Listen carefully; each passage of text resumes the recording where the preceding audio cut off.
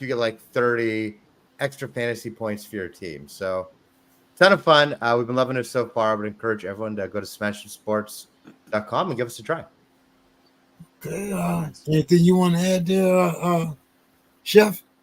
Yeah, I just say, it is like DFS style. So each week when you're playing your lineup, you're setting a lineup based on a budget. So you're choosing your players based on how they fit into a $50,000 budget. And then the smash cards that Hawk was referencing also as a budget. So, there is some decision making that's done. The cards or the power-ups that you can put in effect really is based on your knowledge of what you think is going to happen. I know as fantasy players, we always love like looking at the data, trying to figure out, predict like what's the right matchup, who's going to go off. Well, if you have that knowledge, you can select these right cards, which give you that boost, which kind of like justifies your decisions and your knowledge. And you're like, it's gratifying when you're like, I played the right player, but I also played the right card, and it gave me these extra points. See, our data man isn't here. We need Bill Carroll here for that. When you want to start talking data and family backgrounds, he knows cousins, uncles, aunts, shoe sizes. The whole all the best kinds of data. Send them our way. Send them our way. We'll talk to them. So, guys, to kind of set up our show here, we do want to soak up a lot of knowledge from you guys. So let's start out kind of with the basics, first timers. There are different types of leagues. What should you look for? And how do you determine what is kind of best for you? Talking to the chef, when he was talking about, all the data and the DFS and all like that, that might appeal to one type of fan. And then, you got another, keepers or dynasty leagues that might fit into another group. So I'll let you start out here, Hawk. Tell us a little bit about the different kinds of leagues and how long, your experience in those type of leagues. So I'll start with my experience, then maybe I'll talk to different types of leagues, and maybe Ming, you can talk a little bit to different types of drafts and other formats. So I've been playing for over 30 years now. I started when I was like 8 years old doing a league with my parents where it's before the internet was a big thing. So I actually had to go get the newspaper and the box scores and like calculate by hand the different scores. I do not recommend that. So I've seen every kind of league there is. And I think there's a few different main types. There's what is called redraft, where it's the simplest. You draft your team, you have them for one season. The next season, you draft again. Probably the best one for beginners is to get the lay of the land. There's dynasty leagues or keeper leagues, where you keep some of the players year over year. And there's a lot of different flavors for how to do that we can get into. Then you have leagues like best ball, where you draft a team, and you don't even have to set a lineup. You just draft your players. You don't make any moves. And the computer just kind of like gives you the best lineup every week. So you don't have to worry about who to start. If someone on your bench has like the best week, boom, they go into your starting lineup. It's a really easy one for beginners because you don't have to think as much. And then there are some that are a little bit more. So there are some where you repick a team every single week. So you look every week. The day, that can take a little more work to pick your lineup each week. But the nice thing is, in a lot of fantasies, you guys know, this happened to me last year. Last year, I drafted Nick Chubb in the first round, busted his knee beginning of week 2.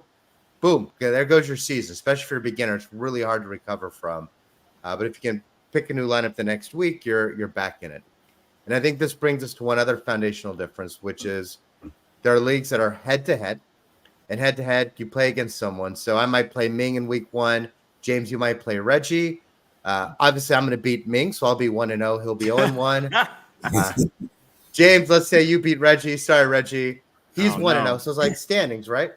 You also have what's called points leagues, or sometimes rotisserie, where basically the points add up over the course of a season, and whoever has the most points at the end of the season is the winner. So those are the basic types. Let me take a step back, see what you guys have any questions there, or else Mink can talk about things like the types of drafts or some of the other differences.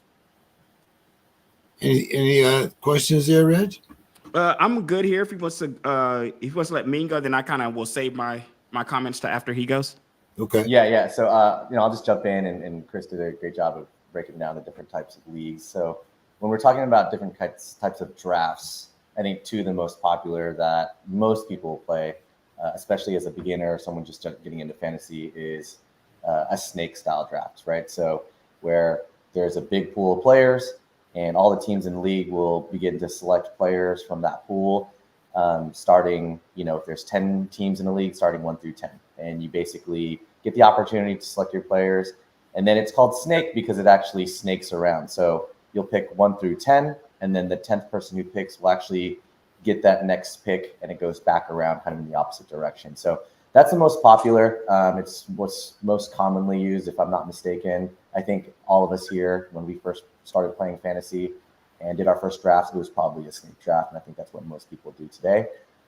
There's another style of draft which is a little bit more complex and a little bit more strategic, but it's actually one that I really love, and that's auction style. So auction style is you essentially have a budget, or every team has a budget. Let's say the number is $200, and players, in the same way that you would actually draft them in a snake draft, they just get nominated, and every team has the ability to go after any player they like with their budget. So they can bid $1, they can bid $100 if they want, if they really like a player. Wow. But the great thing is you get to go after whoever you want, and it's not just based upon who's available to you when it's your pick and your turn. So it is very open in that sense, because you can't make the excuse like, oh, I never had the opportunity for Josh Allen to make it to me in my snake draft to draft him. If I want him, I just have to pay up, and you do have to manage that budget, right? So there's a lot of different strategies around auction. You can really spend a lot on some really good players, or you can try to spread your money out and get a lot of maybe above average players. So, I love auction because it's really interesting, and I usually roast Hawk in those auction drafts. So, so we go back and forth, right? But those are the two main drafts that I've been a part of, and most people take part in. Now, one thing you guys didn't mention were IDP leagues.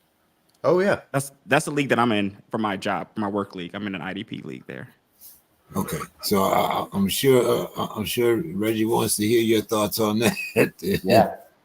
No, so it's we're trying not to go down a whole rabbit hole, but there's a whole new element of leagues that are out there, right? So basic fantasy leagues, usually you have, it varies the exact number, but some combination of quarterback, wide receiver, tight end, kicker, and a team defense. I think for like the true psychotic sports fans like Reggie, which I already love him, he's they've got leagues that are like trying to add more and more. And so yes, more stress, fellas, for sure. Love it. Love the stress. more stress, sweat over all week. Absolutely. Less time with your spouse, more stares as you watch the TV, shouting at players. So another for the next evolution that was this IDP, individual defensive player leagues, where instead of just having a team defense, you're actually picking individual defensive players. I can have Nick Bosa.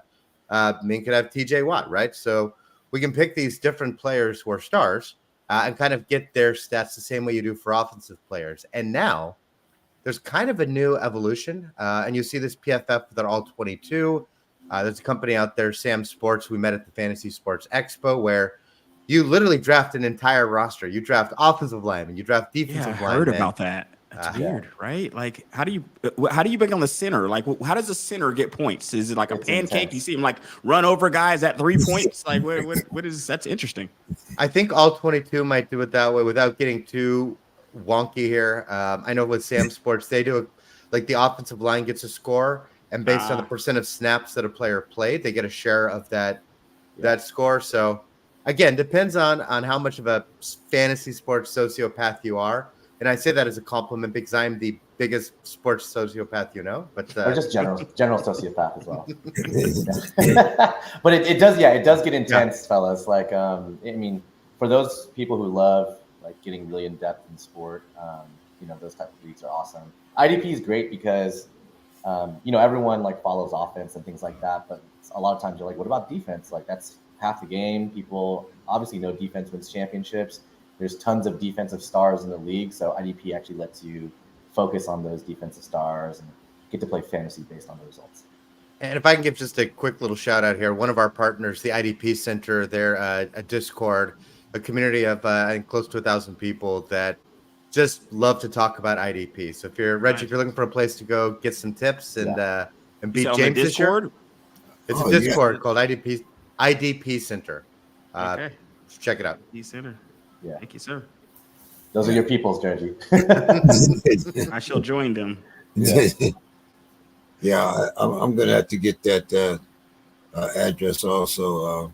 But you know, for guys that's retired like me, I mean, you know, hey, you know, even though you do have to hear, you know, in little buzzings in your ear every once in a while, you know, but you know, you can usually sneak off and, you know, get your freak on.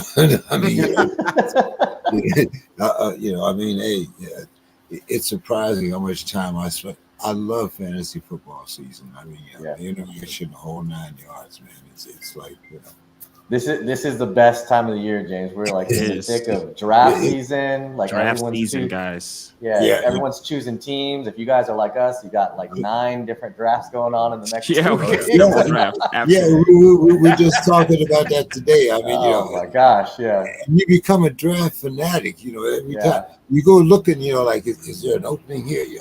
I mean, exactly. And then you got all those drafts, but you're also mock drafting because you want to prepare for correct. So you just got drafts spilling out of your ears. And then for me, I have drafts on the same night, and I'm trying to figure out how I'm going to do it on 2 different computers. So it's insane. We got fast drafts, you got slow drafts. So we're not only are we in some drafts that happen all fast drafts. It's like you all draft, you're in the same room, 2 hours, you're done.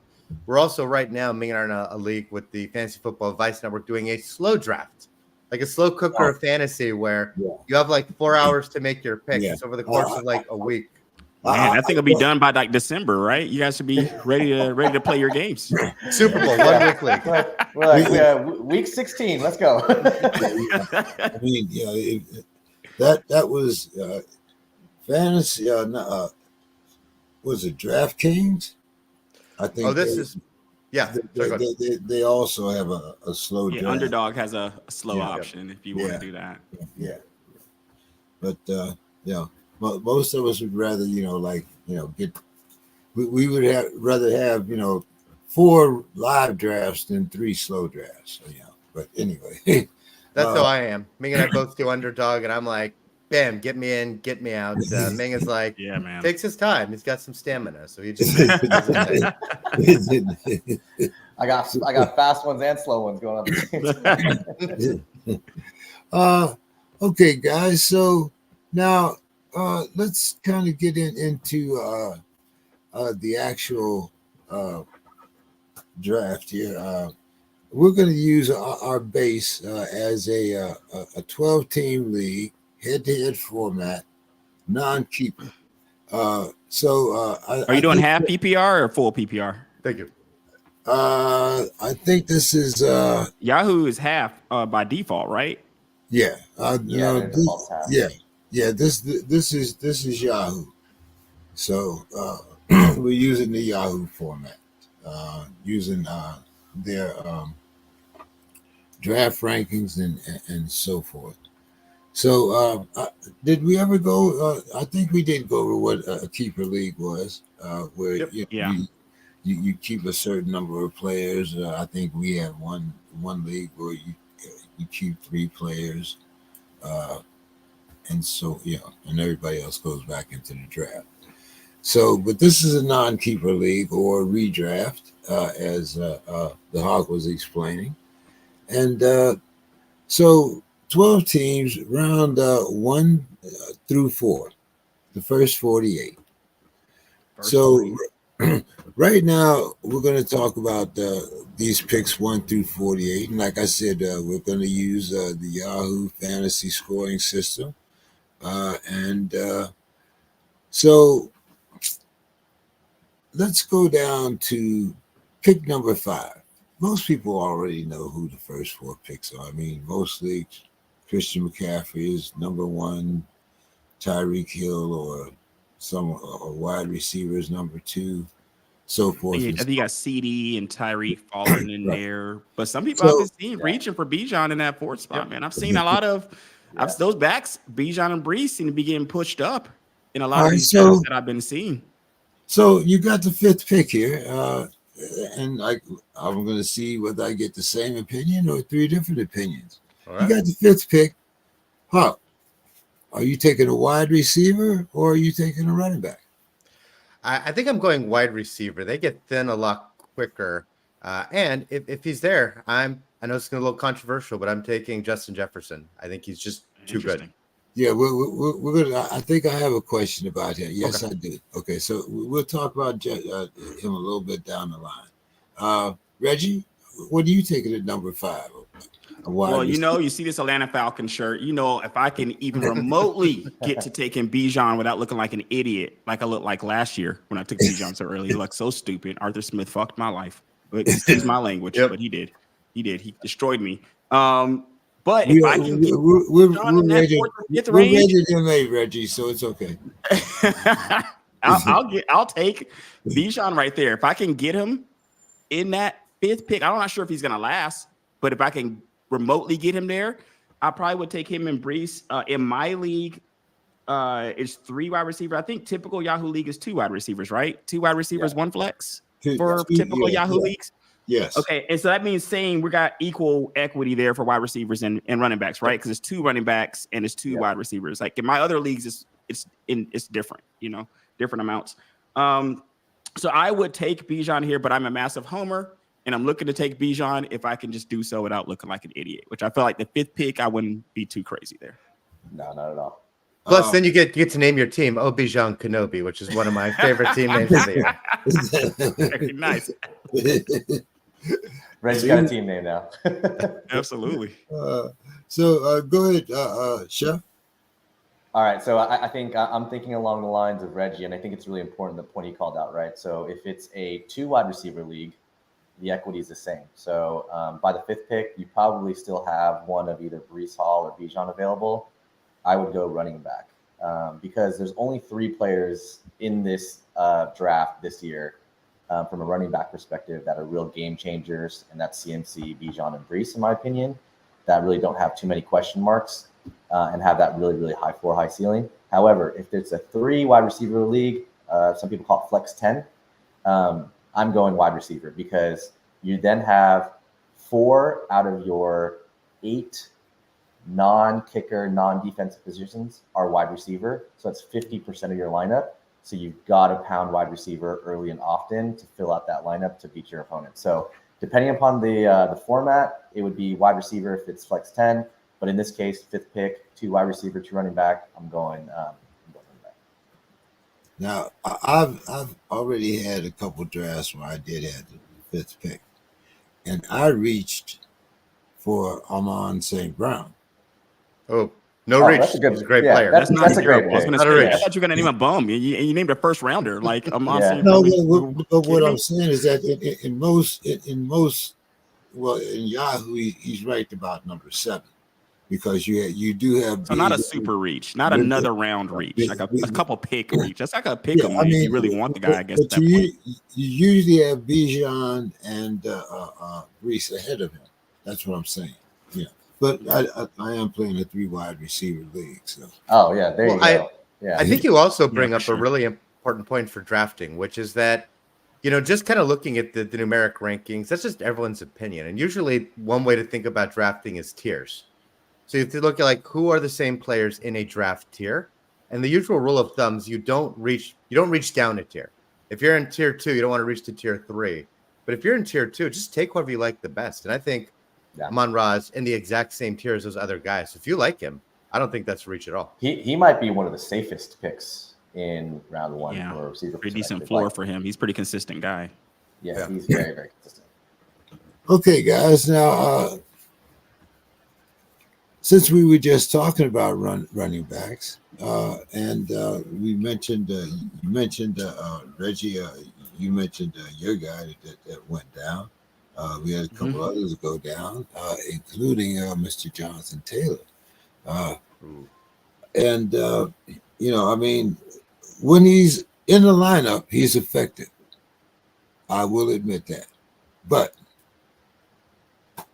Chef, is Jonathan Taylor still a top 10 fantasy running back? Now, when you say top 10, is he like, you mean one of the top 10 running backs or top 10 players? I'm talking about top 10 fantasy players, which might be. Oh, that's a much easier question right there. Yeah. I mean, I believe in Taylor. I think he had a really strong finish to the end of last year. And I think, once he's back up to full health, which I think he will be this year, and you put him back there with Anthony Richardson, who should just open up lanes. I think a lot of people are afraid of Anthony Richardson maybe taking away some of those goal line carries, which he will, right? That's Anthony Richardson's game.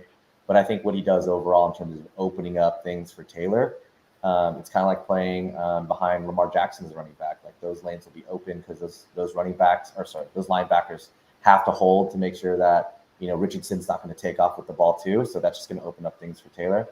I mean, we're only 2 years removed from Taylor having 1,800 yards and 18 touchdowns. Beast. You know what I mean? And so, like, he was drafted number 1 not long ago. And I think as fantasy players, we have very, very short memories. It's very much like, who burned me? I will never draft them again. Or, you know what I mean? And I think we all become like Dory from Finding Nemo, right? Yeah, like that guy doesn't even exist, But Right, I think that's value for other players, right? Like if someone's avoiding Jonathan Taylor, if he's there for me at the end of the first, depending on my pick, I have no problems taking him there. Huh. I agree. I mean, if you just look at Taylor's star season, he was averaging 5.5 yards a carry. Maybe he doesn't get back to that again. But even last year, he was on pace. If he played 17 games to have 1,500 yards and 15 touchdowns, like that is right up there with like Brees and Bijan and almost CMC, right? Now, look, 15 touchdowns, that can be a little bit fluky. So maybe that dials down a bit.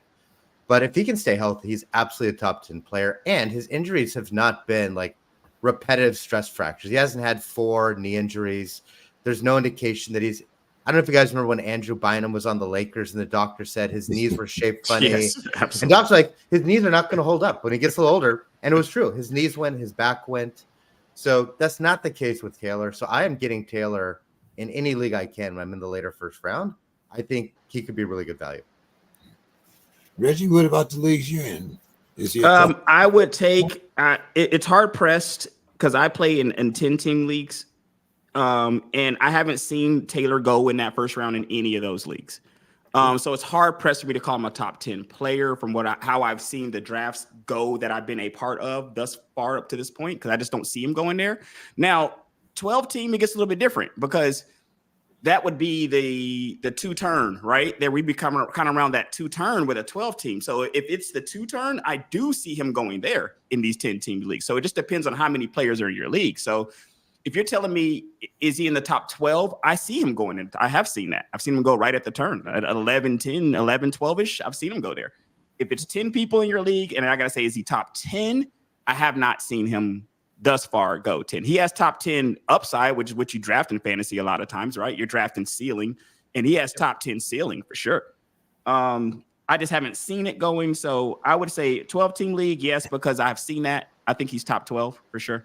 So that would get him back into that first round, but I haven't seen him go in the top 10 in the leagues that I've drafted so far. Reggie, are you seeing like Gibbs and Barkley being taken before Taylor in your leagues? Is that why? In some, but I'm seeing it is kind of like how you guys discuss tiers. I'm seeing him in the same tier as Taylor. I'm seeing him go in the same range as Taylor. I'm seeing him go like, so Gibbs, and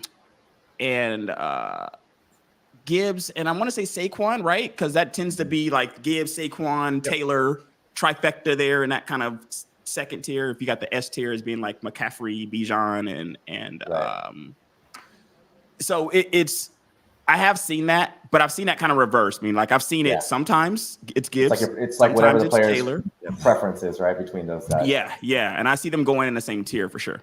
Well, I don't know about you, but Gibbs is the one that scares me the most out of that group, right? Yeah. He's got the hamstring injury already going into the season. Think about Montgomery still being there, scare you a little bit, getting some of those goal line touches. Like Gibbs is electric. Gibbs is electric. If he was the sole back behind a team, if you flipped him and Barkley in their respective positions, you'd have to love Gibbs. But it's just For a first round pick, a little bit of a scary situation, I think. Agreed. I would second round Gibbs myself. Yeah. In those situations where I've had a choice between Gibbs, Taylor, and Barkley, I've leaned toward Barkley. Interesting. We were interested in a draft. We were talking about that slow draft that Hawk mentioned. Yeah. Saquon was taken, what was it, fifth? He went really high. Really Is high. that a Very New Yorker? early. Like, who is that? A Yeah. New York fan? Like, who takes? Like, are Well, they just a open Philly fan? or let's just say it might be a Philly fan. No, Be a he Philly explained fan it. about to take him, right? Like, because Well, man. what he said in the draft, he said he took him over Brees Hall. He said, I've gotten Brees Hall in like 10 leagues. So he said, I just need to Oh, he got diversify. He Brees, said, I much need Brees exposure is what he he said if Brees goes down with an injury, I don't want to tank all of my teams. So I gotta go for Barkley. Tank 10 leagues, right? Yeah. Torpedo them. It's more like it, right? Okay, now you spoke about him, Hawk, before, so I'm going to give you the first shot at this. Justin Jefferson. Right. I don't think anybody has any doubts about his ability. My question is, who the hell is going to be throwing him the ball? Sammy Let's- D, So- my guy. So, We're afraid of that. so Hawk, is Jefferson still a top 10 fantasy receiver? I think he's quarterback proof. He's a Calvin Johnson. He is elite. So let me give a couple numbers from last year, right? So last year, Kirk Cousins played the first half of the year, got injured. Jefferson was injured himself, came back and was getting thrown to by Nick Mullins, who's now the backup. With Kirk Cousins in his games, in about 8 games, Jefferson had 11 targets per game, 119 yards per game, and 18.8 fantasy points per game, obviously depending on the scoring. With Nick Mullins, he had 10.6 targets, 114 yards, and 18.6 points per game in about 6 games. So it didn't matter who his quarterback was last year. Mullins is still the backup. Darnold is not great, but Darnold did just as well with, DJ Moore. Actually did better with Jamison Crowder than Kirk Cousins did when Crowder was in New York versus Washington. I think Jefferson's elite, and I think he'll be fine. I'm taking him towards the very top of the draft. Reggie. Scares me. It scares me. I think that when you're looking at receivers like this, because I had the unfortunate pleasure of drafting Garrett Wilson in the first round last year and it took me was it one snap or so like that? What was it, a snap? I don't even know if it's a full series. He was done. Maybe half a snap. But Yeah. right, a half snap, a backup. I'm not sure what he did, a huddle, and he was out the game. But it's kind of like out for the entire season. That being said, what saved me with the Garrett Wilson is just the amount of freaking targets. Like he was just peppering the guy with targets. He's getting all the target share. So if you're going to draft a guy with questionable quarterback situation, it probably helps that my guy who I loved last year, Jordan Addison, I took him and I was a targeted Jordan Addison last year. And I was very happy with targeting him last year. If Jordan Addison can't really go and Hawkinson's going to be out the first half of the season. And you only have Aaron Jones and Justin Jefferson there, then I feel like his talent is enough to warrant that. It would scare me personally, but I can see why he would still go in the top 5 because he's Justin Jefferson for one.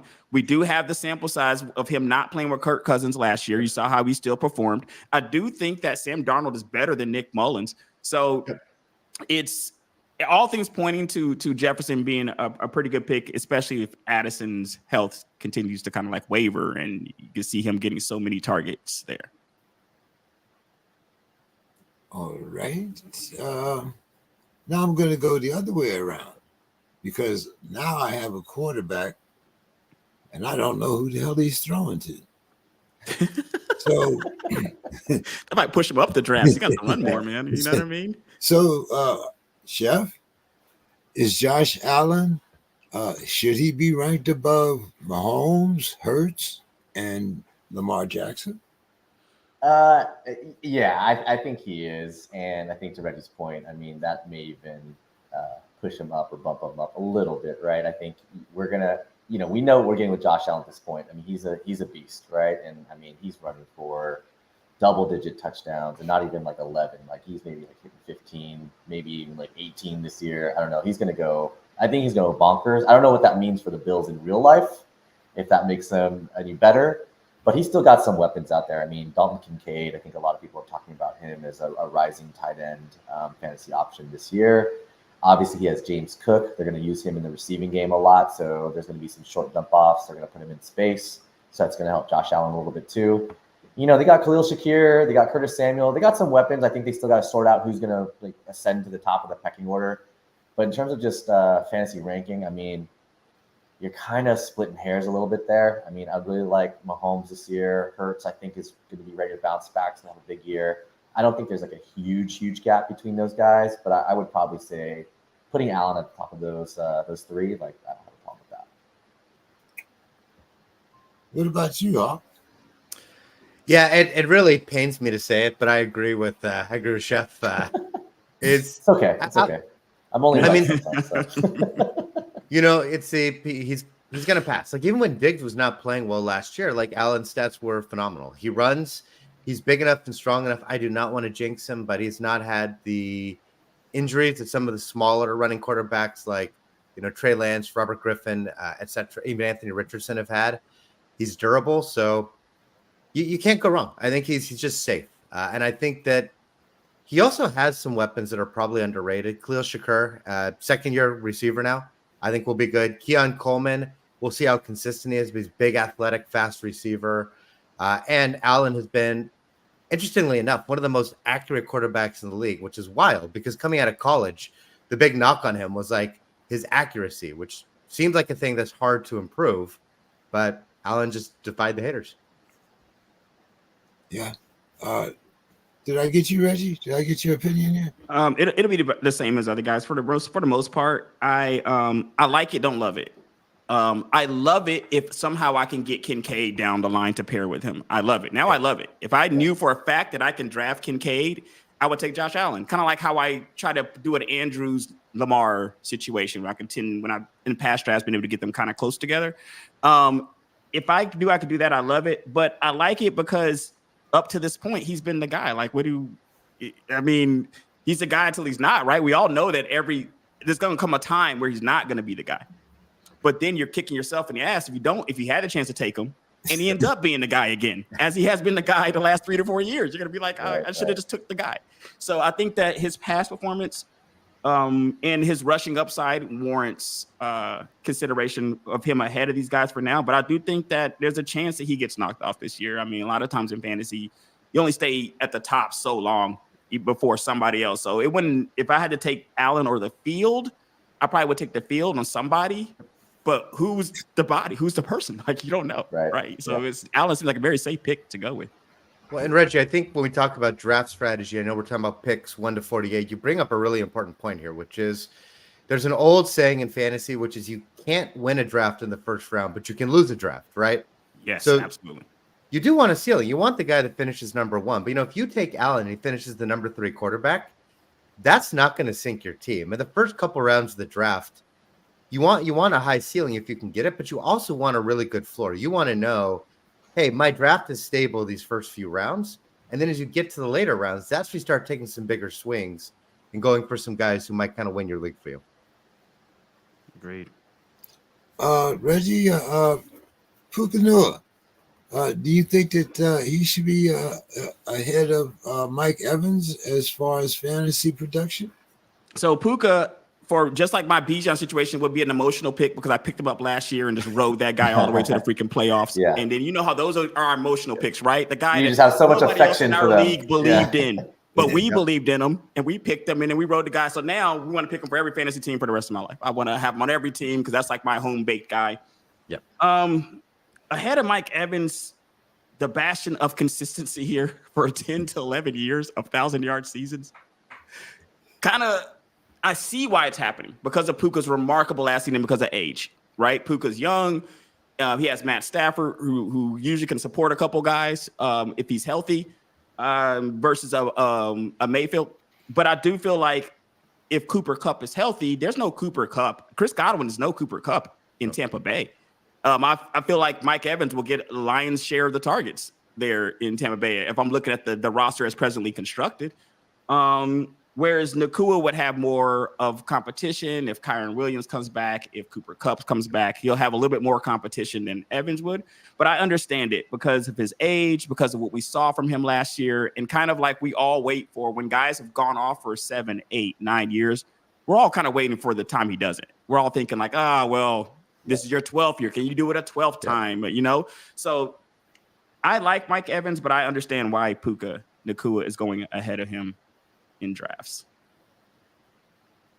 Oh, Yeah, it's interesting. So I like Puka over Mike. I will say Puka for a while was going around pick number 7 before his injury, and I thought that was too high. Just to kind of back up what Reggie was saying with a little bit of data here, since we don't have the data guy to tell us everyone's shoe sizes.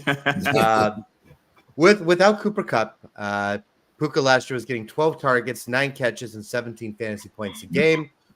With Cooper Kupp, when he came back, it was 9 targets, 5 catches, and 13 fantasy points.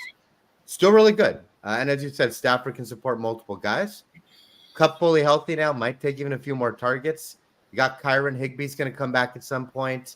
They got Corum now as a second running back. So I like Puka more in the second round where he's going now. But I think I'd still take him over Mike Evans, who, as you said, 31 years old. You start to get a little scared, right? Maybe he's fine. Maybe he's good. You don't want to downgrade Evans too much. But we've all had the experience of drafting that guy 1 year too late. And there's nothing worse than drafting the guy the first year he falls off, and you're just holding the bag. Yeah. Wrap it up for us, Chef. All right. Both these guys scare me. For the reasons that Reggie mentioned and Hawk mentioned. I mean, Puka, like he's great. I think he's going to have a great year. But yeah, I mean, Cooper Kupp's coming back. Yeah, if Cooper Kupp gets injured again for the 3rd straight year, Puka will have another great season, right? But it's a big if. I mean, a lot of people say that Cooper looks great and healthy coming out of camp, which everyone always does. So that storyline could be, right? Everyone's in the best shape of their career this time of year. We hear it all the time. And with Mike Evans, Reggie stated it, like, do we know, like, is this the year where you draft in and that's the year he falls off and that's your late 1st, early 2nd round pick, depending on league size? Like, Hawk said it, you don't want to lose your draft in those early rounds. I have a better option though.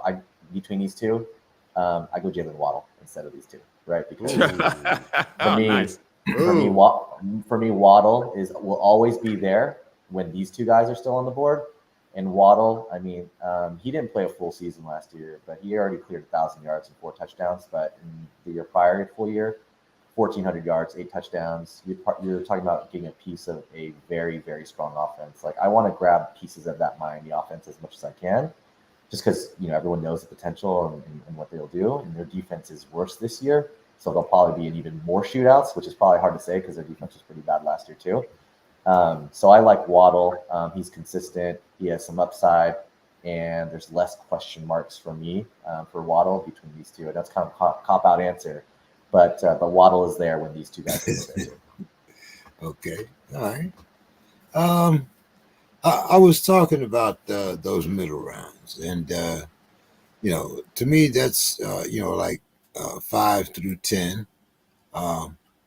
Even though unlike most people, I don't mind 9 and 10. I think that you can get some great steals down there when you're picking that close together. Kind of like 1 and 2, but anyway. So your strategy after these are, excuse me. Let's see. Okay. So what's your strategy, Chef, here, rounds 5 through 10? What position are you filling, or is it on a best player available? Yeah, it's a little mix of both. I actually love the middle rounds. I think that's where you get a ton of value, right? So rounds 5 through 10, I think primarily, like, I love the amount of wide receivers that are available in those middle rounds. You have guys that have the potential, I'm not saying they will, but the potential of a wide receiver 1 season. You can have guys like George Pickens. You can get a guy like maybe Christian Kirk, who's going to be the new number 1 in Jacksonville. you have the opportunity to start like really like picking at these guys, and these guys, by rounds 6, 7, 8 could be your wide receiver 3, maybe your wide receiver 4, and they could end up being the guys that you're starting all year long in your first and second wide receiver slots. Same goes for running back. It depends. If you take like a 0 running back strategy where you're just going all wide receiver the first like 4 or 5 rounds, there's some good value in the middle rounds. You know what I mean? So you can get a guy like maybe Najee Harris. You can get his counterpart, even Jalen Warren. They're going to run the ball a ton in Pittsburgh this year. So if you're in a PPR format, those guys have some value. So Reggie, you can get your Arthur Smith player again. Just go right back to that. Yeah, I can run right back to the guy that ruined my life. Yeah. Yeah, I mean, a lot of non-Arthur Smith fans around, but for what it's worth, he is going to run the ball out in Pittsburgh. Yep. But I just think there's a ton of value in these rounds.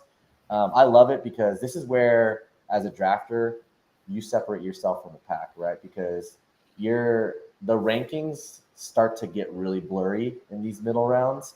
And so it's really like, who do you like? Who do you think is going to have the opportunity to really? We're not talking about the middle rounds. We're talking about the middle picks. I thought you said 5 to 10 rounds. Oh yeah, you said 5 to 10 rounds. Excuse me. I meant the first. Oh wow, I was going off on 5. Very different. That's a very different. Well, you give the answer to both. I mean, that was good information for me, man. I'll take it.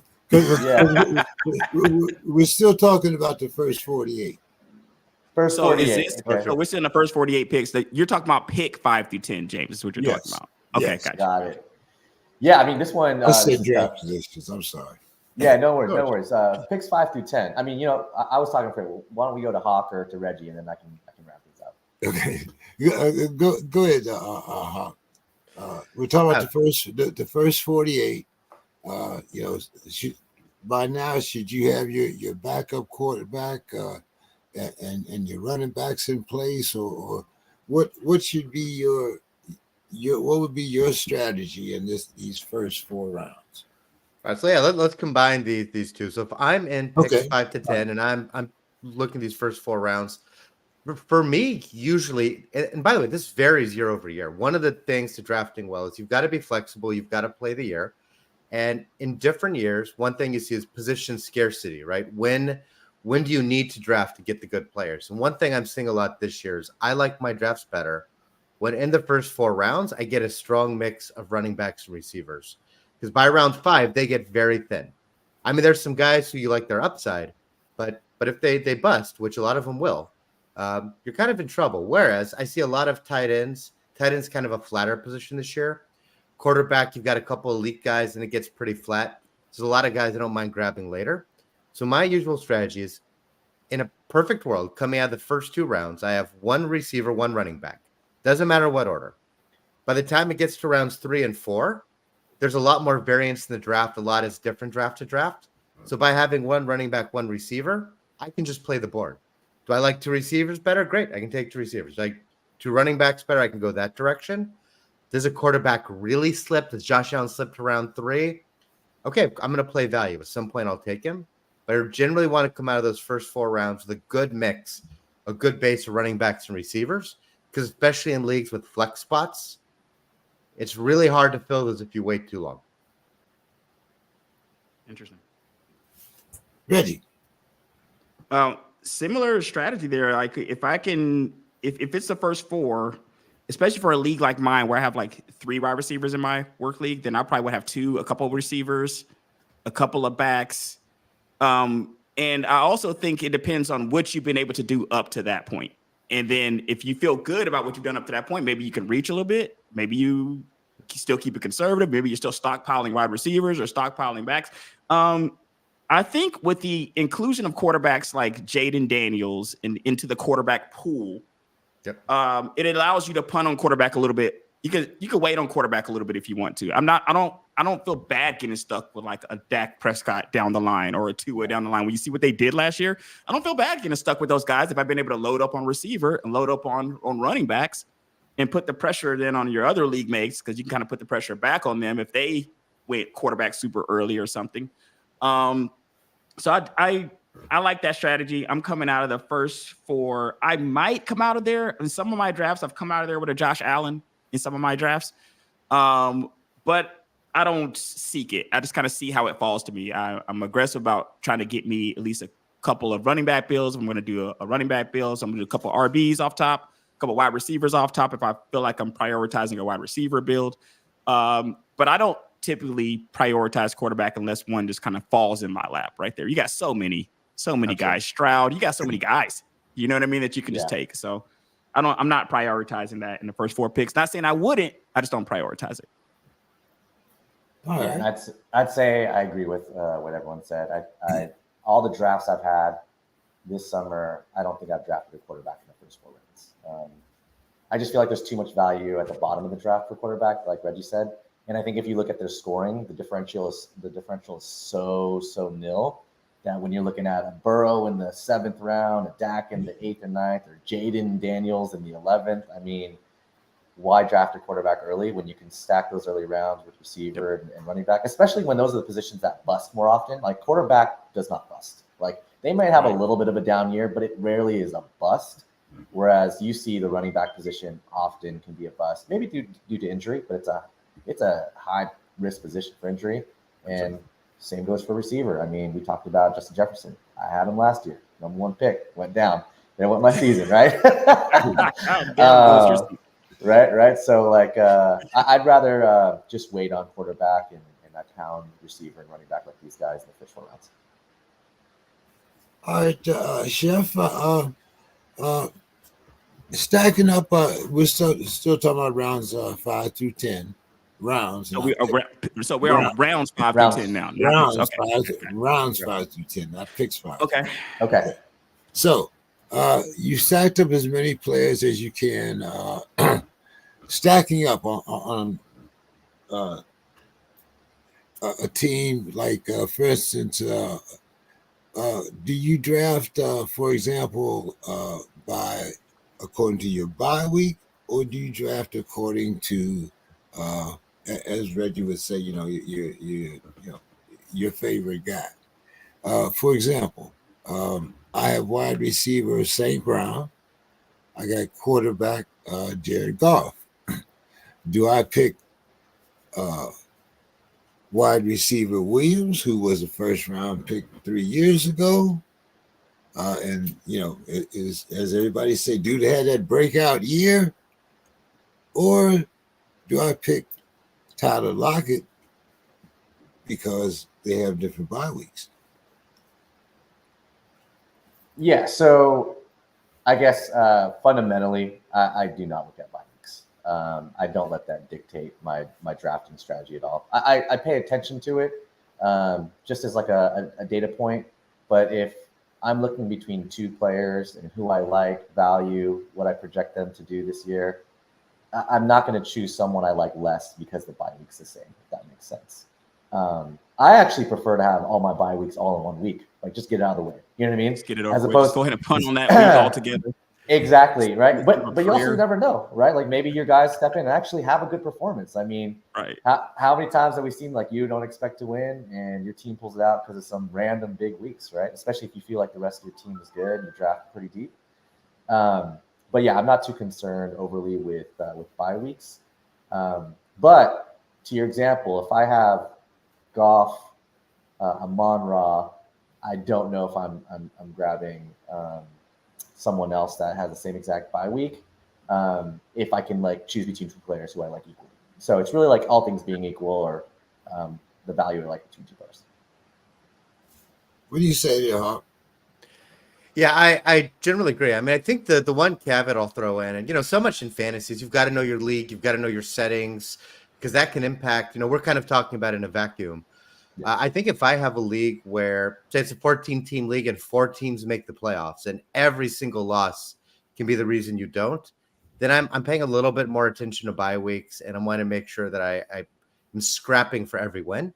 If I'm in a league where there's 14 teams and 8 teams make the playoffs, I'm in some of those, and then I don't quite care as much if bye weeks cost me a week, and so I'm just completely trying to get the best player available.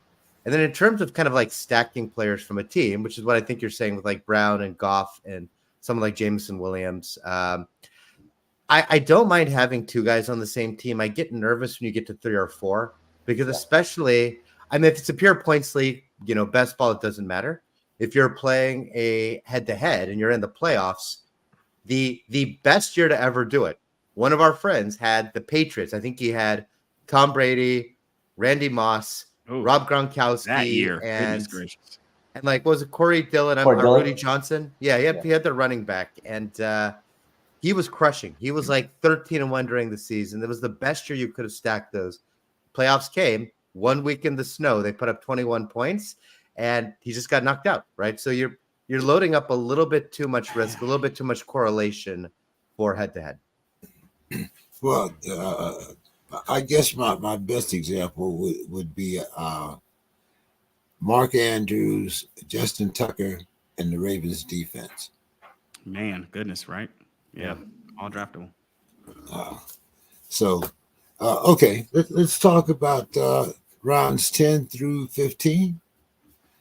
Picks usually 97 to 144. So, looking at this, looking at some of the guys drafted in the lower rounds that used to be starters or used to be big time wide touchdown makers. I'm looking at Zeke Moss, I'm sorry, who's going to be starting for the Bungles. You got Spears, that's going to be starting with the Titans. Eckler, he's now with the Commanders. Shaheed with the Saints. Dobbs caught 10 touchdowns last year. Did he? Goodness. Yeah, I think it was 10. I had him as a backup. I think he caught 10 touchdowns last year. Yeah, Christian Watson was injured, who I unfortunately drafted. So yes, absolutely, I do recall that. And then Williams and Lockett, they seem to have all they found their ways down to me what I call the sleepers, bust, or breakouts. Your thoughts on that, Huck? First, I want to say I love, Reggie, how you process all your fantasy like trauma. It's almost like a therapy session. It's physical. Speaking, I do the same. I'll never forget it. Right. It does. It affects you like emotionally. You're like, it's like a family member disappoints you. You're like, I've been there. But I think the further back you get in the draft, I tend to like swinging for the fences a little bit more. Once you fill out your roster, so I like to fill out my starters.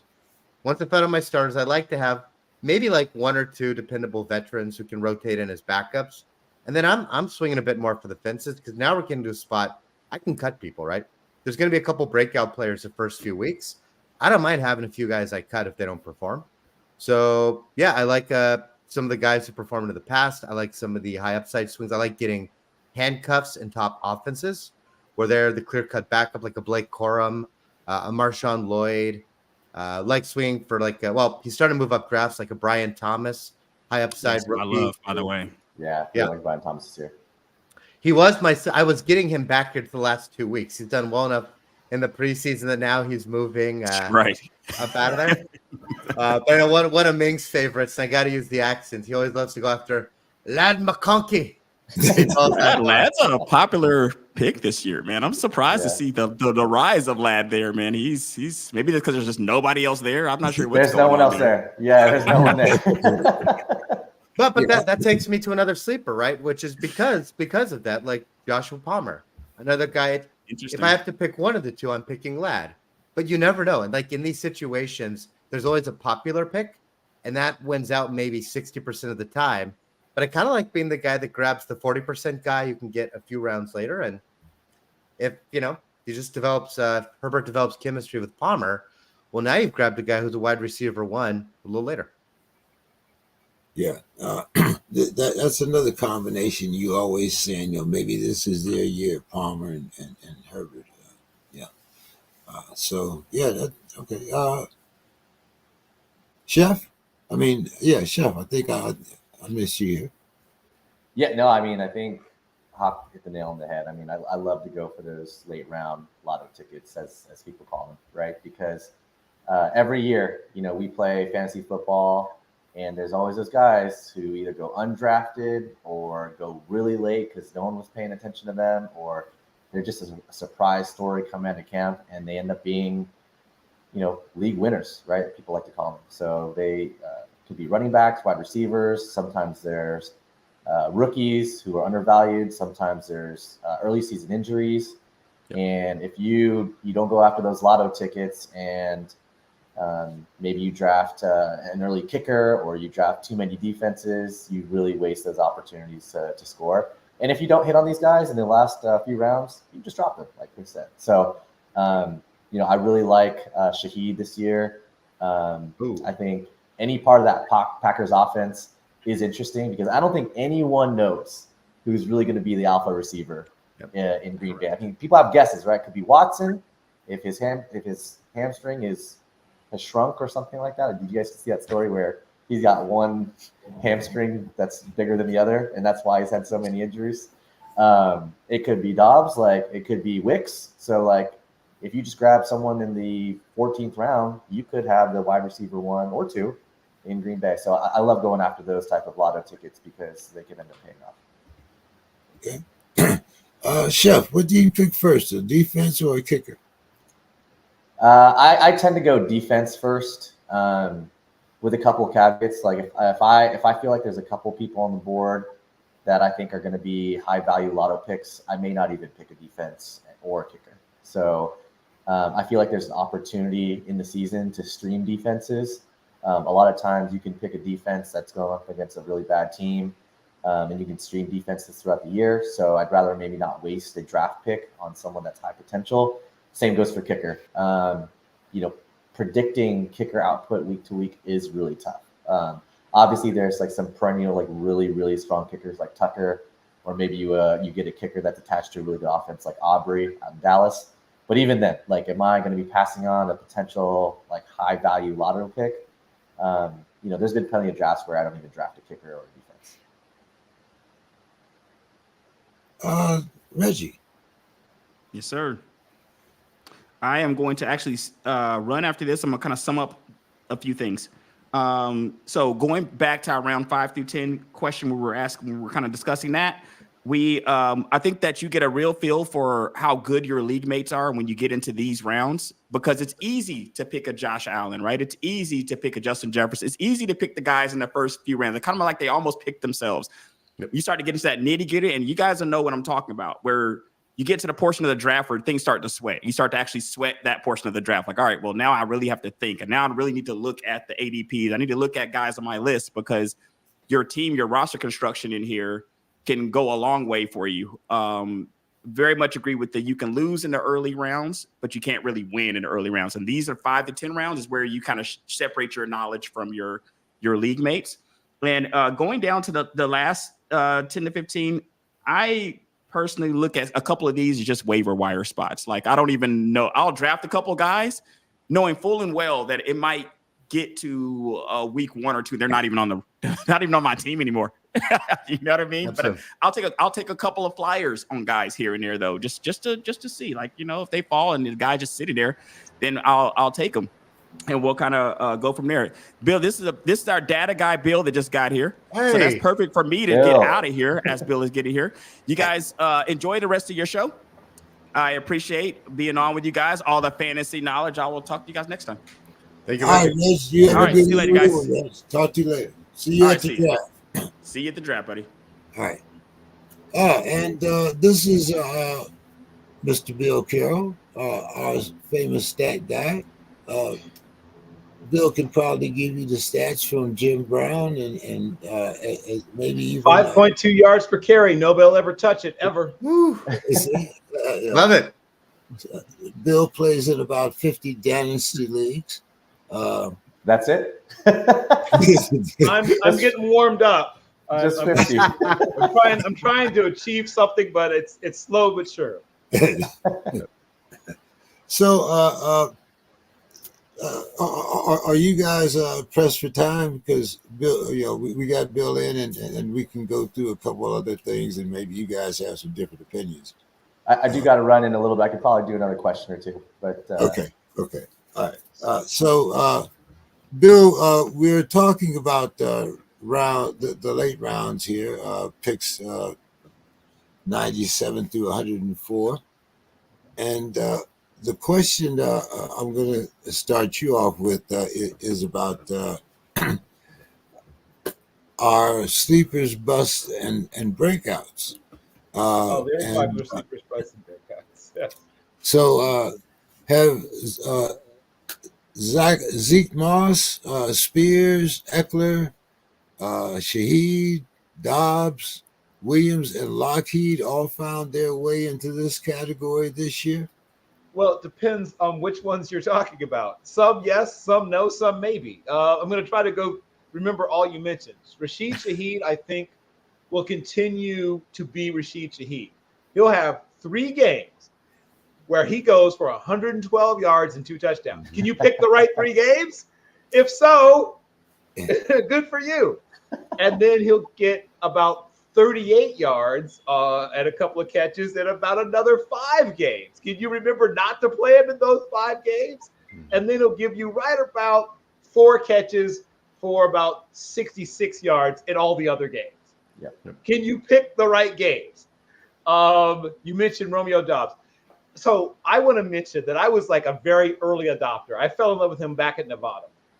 And I was like, this kid, watch out, right? And then he went to a situation where I was like, oh, maybe I'm a little too high on it because it's like, oh, they only drafted 5 receivers who are all the same age at the same time. Oh, that makes me nervous. And then he'll lead the team in targets. Once again, sort of like a Shaheed. There'll be 4 games where he's the #1 guy in targets. Can you pick the right 4 games? It's going to go absolutely off on somebody. I mean, like 141 yards. And once again, probably a couple of touchdowns. But when will it happen?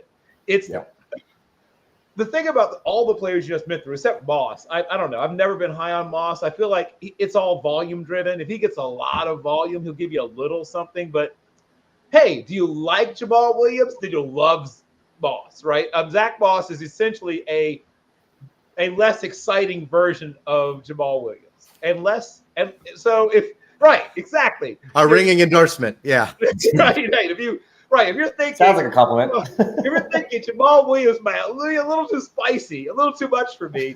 Okay, good. I got a starter kit for you. Here's enjoy some Zach Moss. If 3.41 yards per carry is what gets your heart racing, get ready. Yeah. Yeah, I mean, if he gets enough volume, sure, anybody can be productive if they get enough volume. That's what I had to learn because I came from real football. I was I came later to fantasy. I've been doing fantasy since 2011 or 10 or something. And people at first were like, I can't believe you don't do fantasy. You love football so much. And I was like, I do real football. And then, of course, I got hooked so hard when I started doing fantasy because all your competitive juices are now focused on things you can't control. Wow. What a way to torture yourself. But here we are. But most of the people you mentioned, some of them are very, very talented in not fantastic situations. Some of them are not very talented, but in good situations. And some of them are just dart throws, right? Hey, maybe someone gets hurt. Hey, maybe, something, maybe they change the way their offense works in such a way that benefits this person.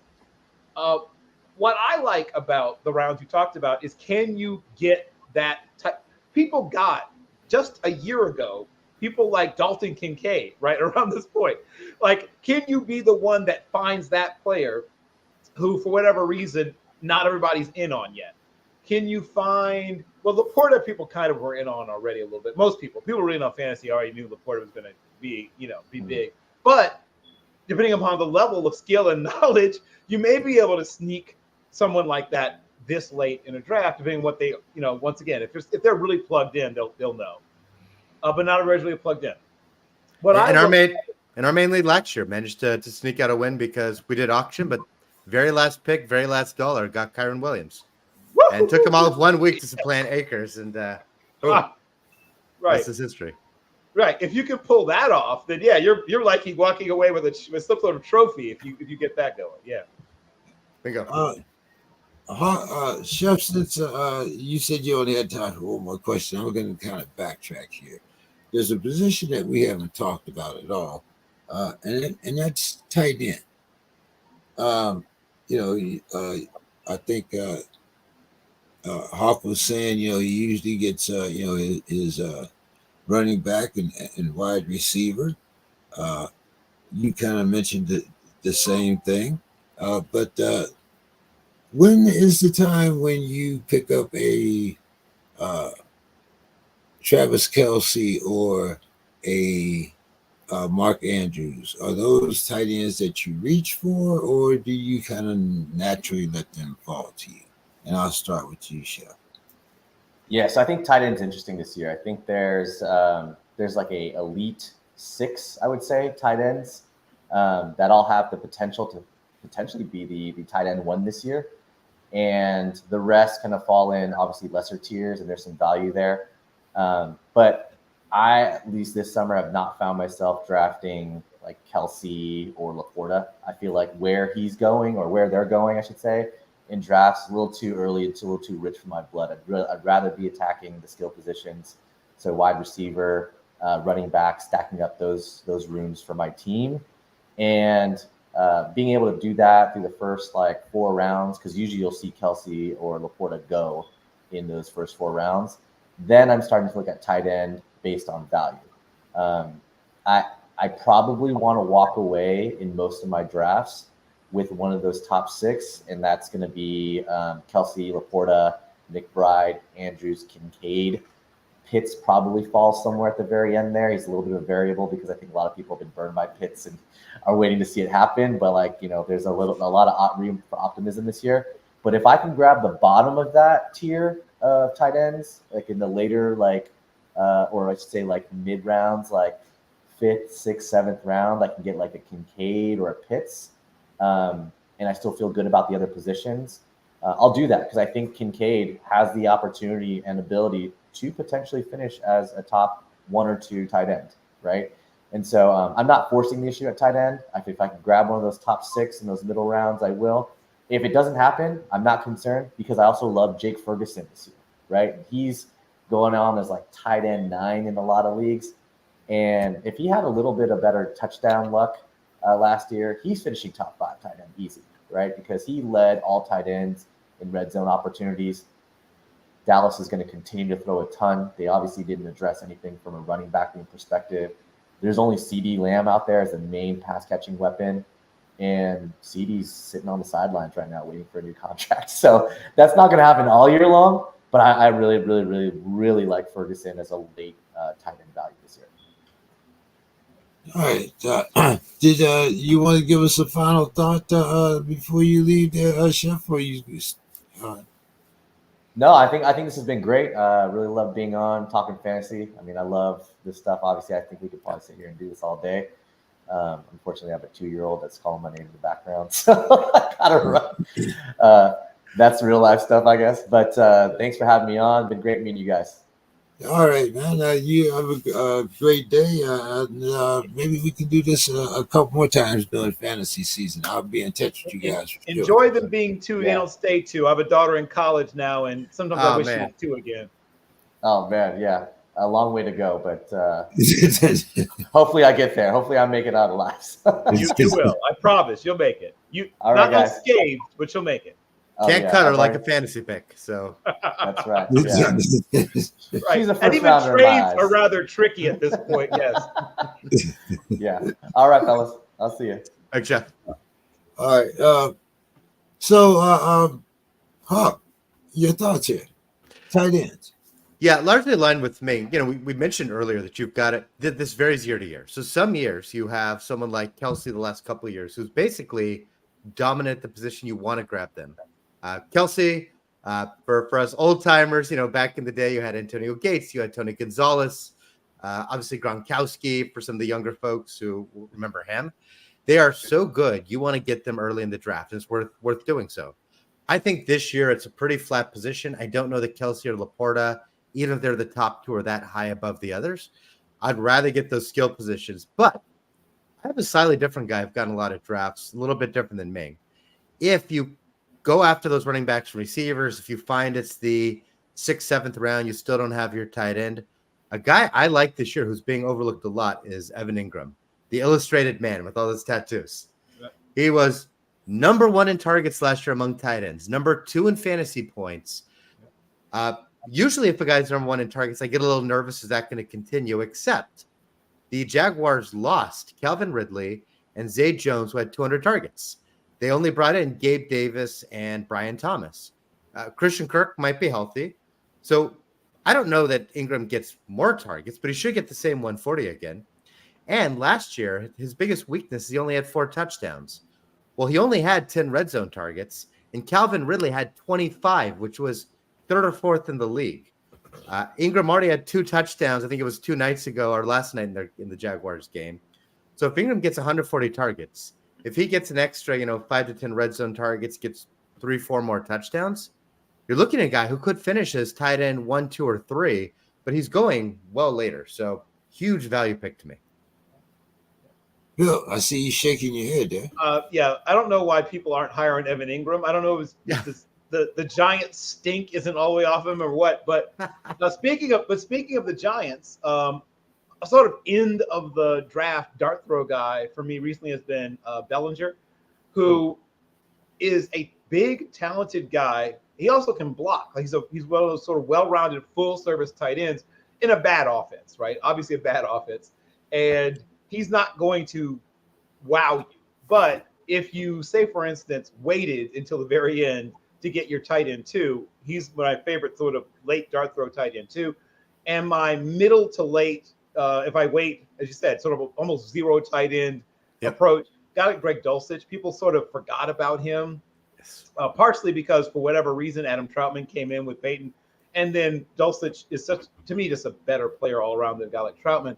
I was never worried too much about that, but he's struggled with some injuries. If he's able to stay healthy, Dulcich is one of those guys that could wildly outperform his ADP this year. Well, it's interesting because you see a lot of guys like this, right? They come in as a rookie, they've got all the hype, and rookie years can be uneven. Sometimes, guys need someone to block a little bit better. Sometimes the coach leans on a veteran. And we're talking about a little bit before you got on that as fantasy players, we tend to be like Dory from Finding Nemo. We have memories of a goldfish.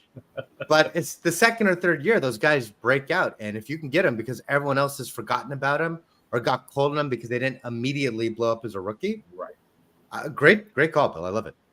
Yeah, those are a couple of guys I've targeted. In once again, you're not just you're not drafting in a vacuum. You're seeing what's happening in your league. There's some leagues where you realize I'm not getting one of those top 6 tight ends. Like if you see how the draft is going. So then you have to go to whatever your number 2 or number 3 strategy is. And there's some where for whatever reason everybody's waiting on tight ends. Like, well, okay, thank you very much. Then I'll take Sam Laporta if you're just going to sit around waiting to take. So you just have to sort of go with what's happening. But Laporta is going reasonably early in most of the drafts I've been in. I mean, about where he should go. Like nothing crazy. I've noticed people waiting longer on Kelsey this year. I mean, I think maybe it's age a little bit. The metrics are saying he's likely to be about 80% of what he's been in the past, which is still good. You know what I mean? Like if you get an 80% of normal Kelsey season, that's better still than all but probably 6 or 7 tight ends in the league anyway. So if you're okay with him being a tight end 5 or 6, then you're okay with it, right? But I wouldn't reach for any tight end. As I'm gonna agree with the Hawk. There's no tight end that I'm gonna say, oh, I gotta go now. I got to take a tight end early. Like there's none of those. That isn't happening this year. There will be at least one that we haven't talked about, whoever it is. We'll all feel like, how did I miss that guy? There's at least one breakout tight end that we didn't mention somehow. We'll feel like fools later. And somebody will luck into them. That's what happens, all right? They're going to take this person in round 8. They're going to have a monster season. Dallas started. It might be a kid like Jared Wiley, right? Say something happens and plantar fasciitis or whatever. Something happens and they have to cut down on the reps of the aforementioned Mr. Kelsey. Obviously, training camp and preseason is what it is, but he's drawn rave reviews and he can run. I mean, really run. Like he runs away from safeties. He's that kind of tight end where he can just take off and stretch the field. He's raw and he won't get that many reps as long as both Noah Gray and Kelsey are healthy. But things happen. And Kelsey is 33. I think he turns 34 this year, something like that. So, and because of his style of play, I don't expect him to fall off the face of the earth. His game wasn't built around explosive speed anyway, but he's a guy I could see maybe having a nagging injury that opens the door for another player. I mean, once again, so much of this is, like I said, beyond our control. What about a guy like Sinat in Washington? If Jaden Daniels comes out and has a great year throwing, he's got to throw to somebody, and they got rid of You got to throw to Dotson, somebody. who's not good, You got but to like, throw to yeah, somebody. you can throw to someone. And once again, he's a full service tight end. They want to be a lots of interesting stuff kind of offense. Think about if Arthur Smith's offense had a direction. And I think this is likely what you're going to see out of the Washington Commanders. I'm picking them as one of my most improved teams this year. Yep. I think they're going to win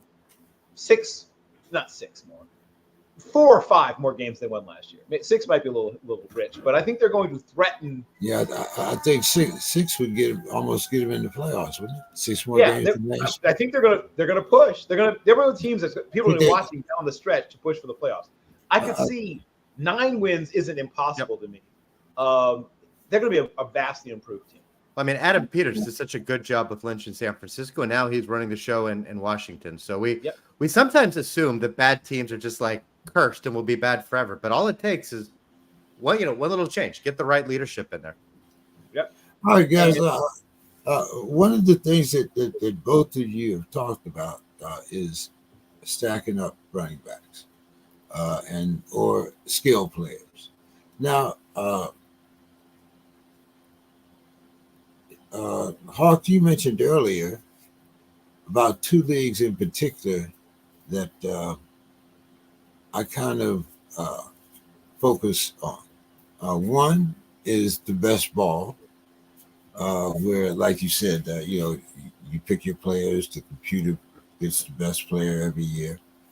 And then, as we're talking about here, non-keeper league, and we were talking about how you pick players. So now I have a strategy in both. In best ball, I'm going to have at least 7 or 8 wide receivers and probably 4 or 5 backs. In a non-keeper league or a redraft league, I might have 4 running backs and 6 wide receivers. What do you guys think about that strategy and the difference between picking your players in the 2 different formats? Bill? Well, at the risk of giving away way too much information about myself and setting myself up to be completely taken advantage of by my league mates in other leagues I play. Occupational hazard. Yes, right. I build most of what I do around the wide receiver position in almost any kind of league, quite frankly. I really feel like your league winners are tight ends that have wide receivers with high ceilings and fairly high floor, and also fairly high floors, right? People have fallen out of love with Mike Evans for reasons I'll never understand. And it happens every year. Every year, people are like, oh, yeah, I'm going to wait on Mike Evans. And someone says, oh, well, he's still here in round whatever. And they get Mike Evans, and he ends up being, as he is, Mike Evans, having a really high ceiling and a pretty high floor, like a really high floor. Mike Evans, in his worst, is still a really good wide receiver.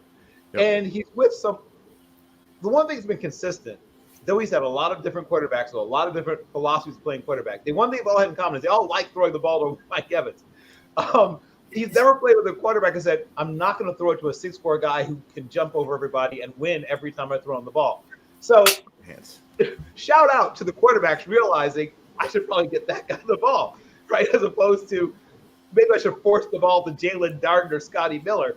Yeah, right. Good job there, figuring out who should. If you're gonna force it to that guy. Mike Evans literally holds an NFL record, right? That no one else has ever done. No one has had their entire career to this point have 1,000 yards every year, right? Not Jerry Rice, that was due to injury, but no one has started their career and gone this far in their career with nothing less than 1,000 yards. There is no more consistent player available. So in the middle rounds, when I'm looking at, I don't care if it's about best ball or redraft or dynasty. Well, dynasty you wait a little longer because he's towards the end of his career. Or not in, let me say. He's towards the end of his prime. It's probably more accurately put it. So in dynasty you wait on Mike Evans. But in the middle rounds, if Mike Evans just sit there staring at you, I mean, that's, once again, a potential league winner because quarterbacks wisely throw the ball to Mike Evans. And he scores touchdowns, right? The whole thing we talked about is touchdowns. I think his average touchdown per season has been within a touchdown or two of his. The lows and highs are pretty close together when it comes to touchdowns with Mike Evans, which I also like, right? As exciting as it is to go after a young wide receiver who's super sexy, hey, maybe Brian Thomas will lead the team in touchdowns. Sure, maybe. Yeah. Perhaps. Maybe one day he becomes Mike Evans if he plays long enough. But give me Mike Evans in the middle rounds if he's there in whatever format we're talking about. Because once again, the floor is pretty far up here. Other thing I look for is good offenses, right? In the middle rounds, even maybe you're not the number one receiver. Maybe you're the number two. Heck, sometimes you're the number three. But is it a really good offense? This offense score a lot, move the ball a lot. I'm willing to dart throw-ish on a guy who's really a 2/3 on a really terrific offense. And I'm just going to say it. I think the Chargers have a monster bounce back here, too. I think that their offense, which looked not that long ago, looks radically different. Guys that you left for dead, right? Guys that you said, I'm never drafting that guy again. Well, maybe you take that same player on a discount this year because everyone else fell out of love with him too. And I'm just going to say a name, and I'll feel like a fool later if he ends up stinking again. But if you're towards the end and it's dart throw time and Quentin Johnston's still there, I know you've been hurt before. I know. I've been burned. I've been hurt. I'm hurt. Oh, we all have. I've got a broken heart. Don't do this to me, Bill. I know. It's so hard to love again. I understand that. I really do. Right? Because you feel like every time you say, can I expose myself to this again? Why God? Why? But as we hear sometimes in commercials for various types of scams, fortune favors the bold. So shout out to everyone who at some point. Are you selling Quentin Johnston crypto? Is that the?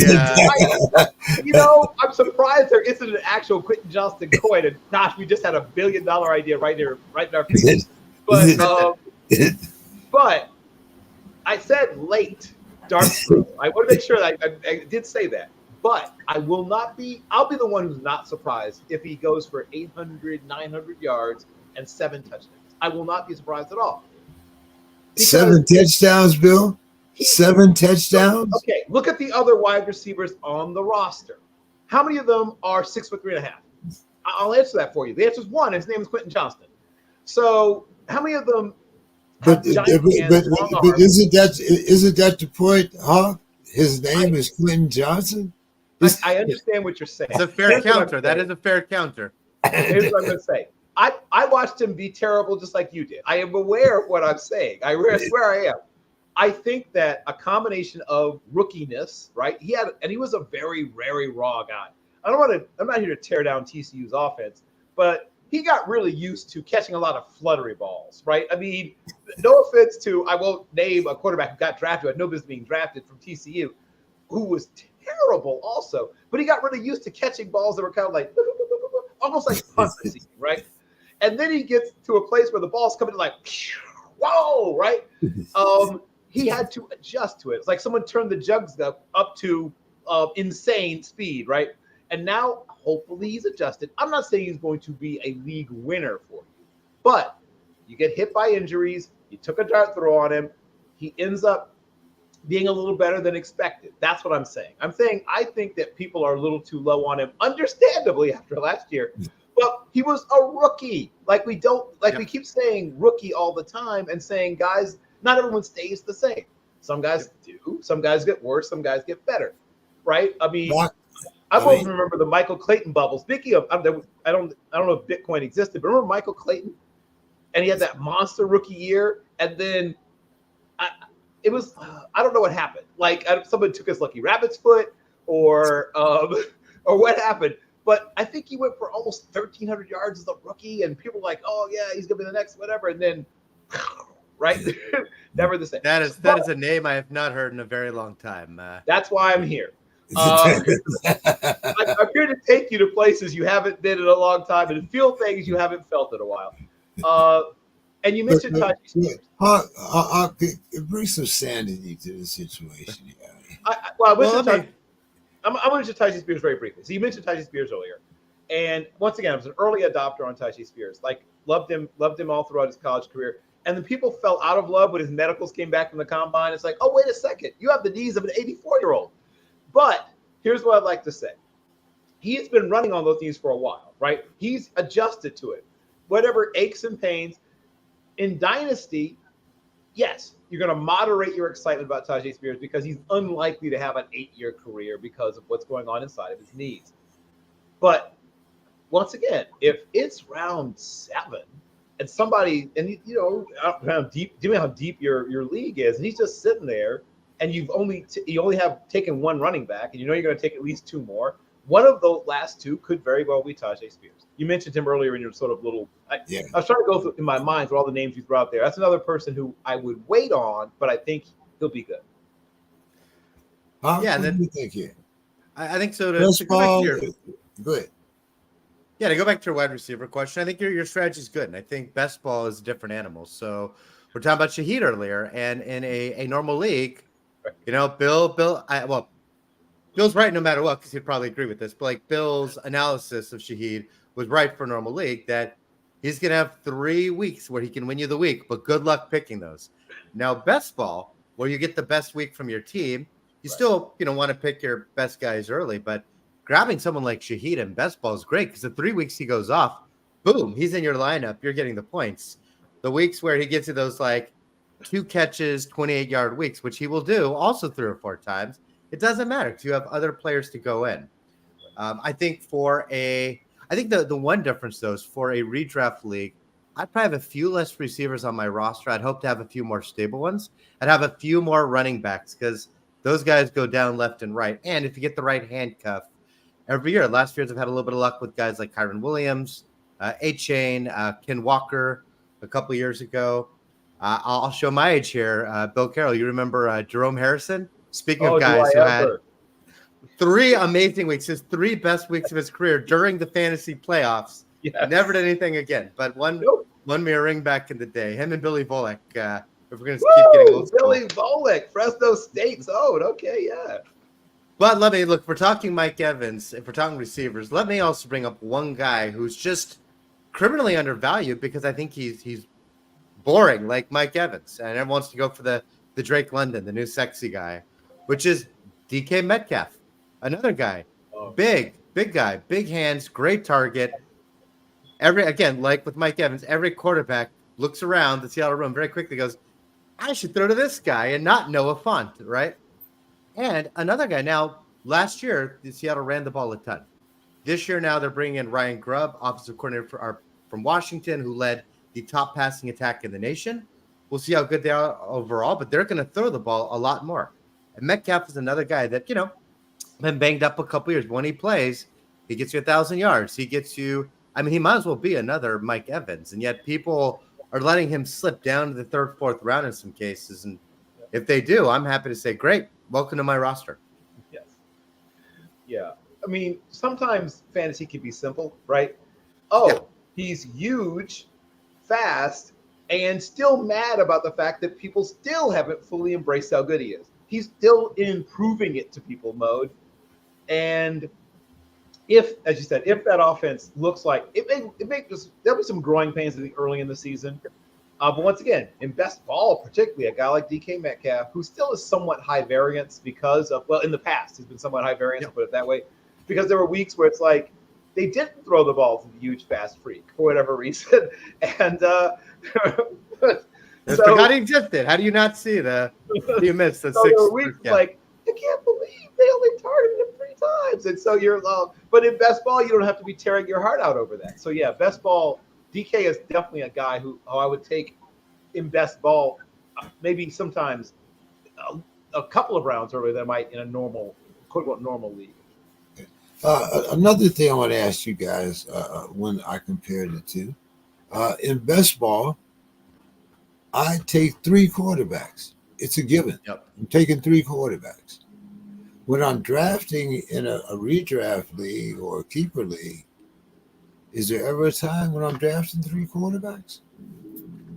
You hope the answer is no. You hope the answer is No, not drafting. I mean, you may have to pick one up. I think 2 quarterbacks in redraft is fine. Best ball, I'm always doing 3 because you don't know about injuries. But I'll also take this opportunity to jump in with another. We've been talking sleepers all day. Let me actually tell you about one of my favorite sleepers who starting to move up a little, but I've gotten in the last round of a few drafts, particularly for things like best ball, and that's Justin Fields.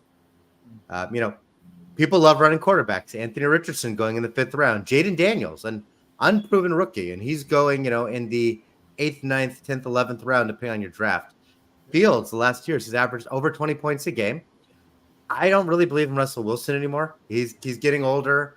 He's not been particularly great. I think there's a good chance Fields takes over. It's just better for that offense. And if he does, could easily average 20 points a game again. Young guy. He'll throw bombs to George Pickens. He'll run the ball. And somehow people are just ignoring him. And if he winds up starting, he could be someone who's, a top 5 quarterback by points per game. Even if he doesn't start until week, 6 or 7, when he plays, he could be a guy who's on a lot of league-winning rosters. Yeah, I feel weird saying mid-round dart throw about a guy that not that long ago was an MVP candidate, but Deshaun Watson is a player that I'm also projecting has a significant bounce back this year. So if once again you're one of those 0 quarterback people and you like to wait, and he's sitting there in the mid rounds, and I understand. I mean, we've all heard the jokes. I've made several of them myself. However, I think their offense is going to be a pretty high functioning offense. I believe that if he's ever going to be good again, it'll be this year, right? Things are sort of breaking in his favor, it seems to me, around him. So I'm not going to go early, but mid, yes. And you mentioned, rookies that are going early. Caleb's going fairly early in a lot of. But Bill, before I talk about rookies, so Deshaun Watson, I agree, he's got a good chance. But are you suggesting that this year he's going to have a happy ending? Yes, I thought one of us would do that. Here's what I'm saying. I think he might have an opportunity to resurrect his career. So you massaged that in there. You massaged that in there. I like it. Yes, right. I love you guys. What I'll say is sometimes you just have to smooth things over when you're talking about this kind of player. But the most important thing is, one, does the player fit the offense, right? I mean, great players can be poorly used, right? Todd Christensen came out of BYU, and the Cowboys tried to turn him into a blocking fullback, right? And we would not have known his name if he had not left that team. Luckily, he ends up with the Raiders and has I'll say, haul of very good tight end career. Players in situations matter. I believe that the Browns, like I said, are going to be a good team, but a team that gets into a fair number of shootouts. They have a really good defense up front. They can get a lot of pressure on quarterbacks. I'm not sold on the back half of their defense, but maybe I'll be proven wrong. Maybe their secondary will look better than I think it will. I love we didn't talk that much about defenses, but if you're drafting defenses, and obviously you're doing that really, really late, there's some defenses I think are going to have bounce back years too. I got burned on Green Bay's defense last year. Now, I am a person who's obviously an optimist because you can tell this by the things I say. But I think that this year, Green Bay has figured it out, and they're going to be one of the top 5 or 6 defenses, and you can get them, once again, probably the last pick of the draft in most kinds of drafts. And I think they'll be a consistently good defense. I was right last year about the Falcons defense, which I thought would be one of the most improved defenses in remember, I don't know if you remember last year when I talked about them, James. So I think I got that one right. I think Houston is my breakout defense this year. Yep. That's a good choice too. DeMarco Ryans. Yeah. DeMarco Ryans is just a good coach, period. But yeah, they're going to be better on defense. Yeah. Go ahead. Huh? I'm sorry. Why not? I think I missed so much question. No, I thought you had something to add with what Bill was saying there. No, I agree with Bill, but you lean for us, waiting for James's thoughts. Well, like I said, one of my sleep, if I was going to have a defense, it would, picking one in the late rounds, and it would probably be Houston. But 2 things I want to ask you guys about. And I'm going to start with the defense. you got a defense, Kansas City, but their bye week is week 6. With my last pick, do I pick another defense, or do I wait until week 6 and drop another player and pick up a defense, or how do I handle that situation when you got when one of your top defenses? I mean, now unlike the Ravens, whose defense is I think it's 12 or 14. You can lay with them all season and just chop whoever that last guy is on your roster. But week 6 is kind of important. You're still in the running here. You're still jockeying for position. So what do I do? I'm generally not going to draft a second defense like that. I think, particularly by the last round, everyone's picked a defense, and by the time you get to defenses 13 plus, the upside isn't there. I can get them off waivers, so I'd rather draft a lottery ticket at the end of the draft. You mentioned kickers earlier too. Unless the league forces me to, I never draft a kicker. I'd rather just hold a lottery ticket during training camp, and then the day before the games, just pick up a kicker off waivers.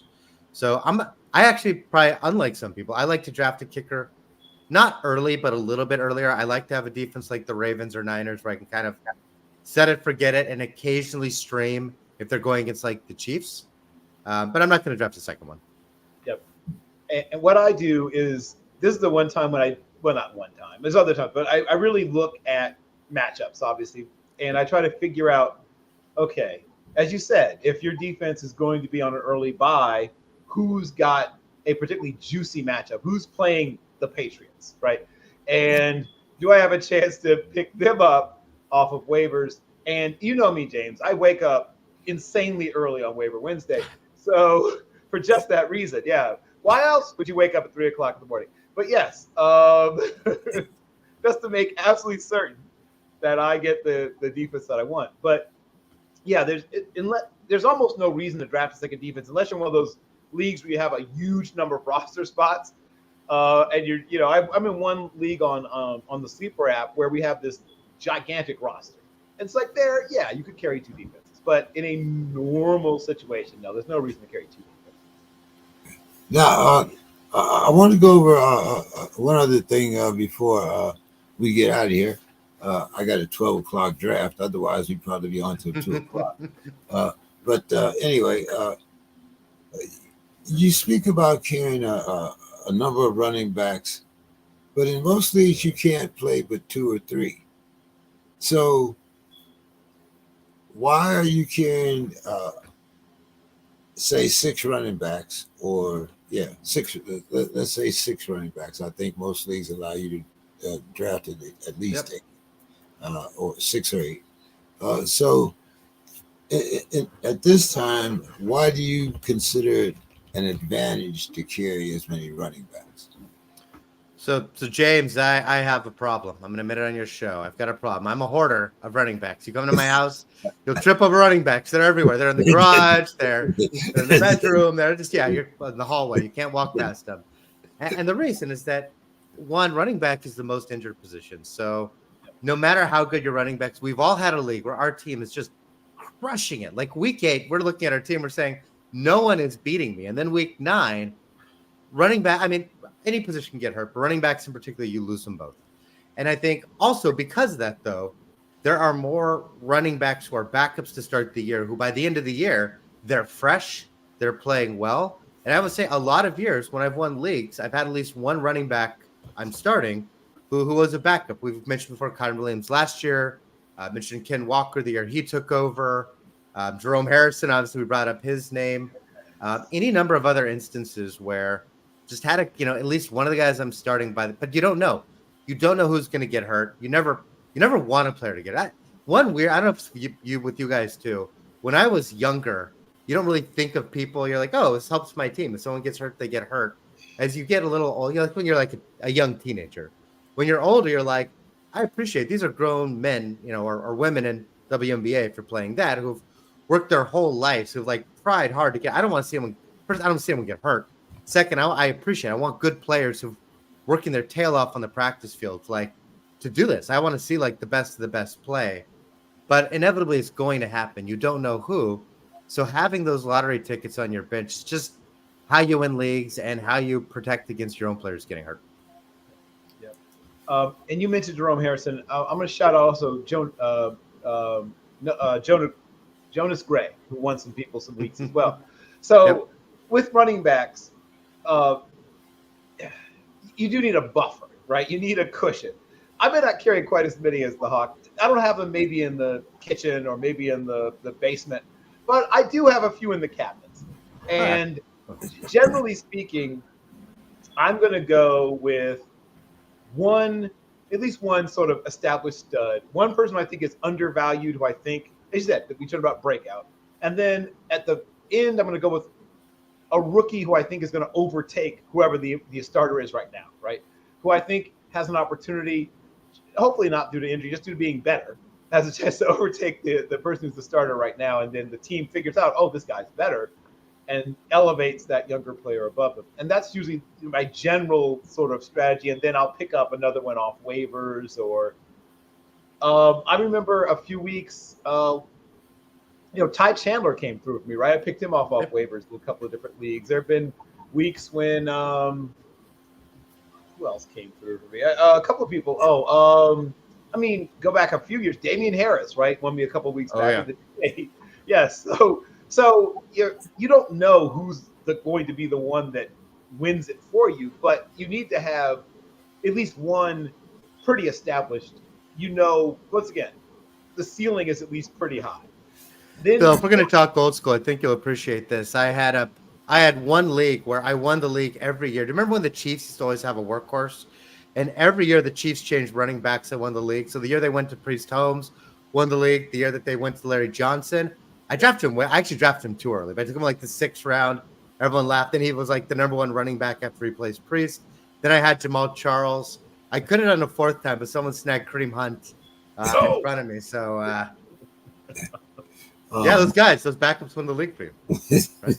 Yeah. So being able to correctly read the tea leaves about who's going to be the next, the term bell cow, I'm going to retire it to some extent because that doesn't really exist anymore.